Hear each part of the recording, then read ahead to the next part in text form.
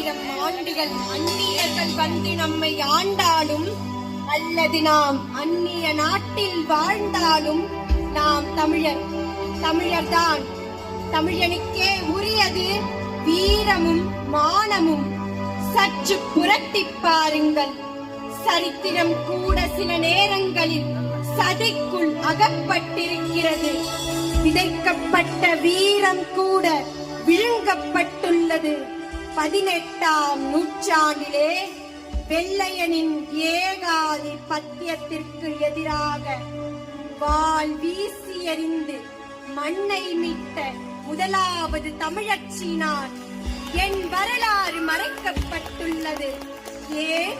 நான் பெண் என்பதாலா அல்லது தமிழ் பெண் என்பதாலா?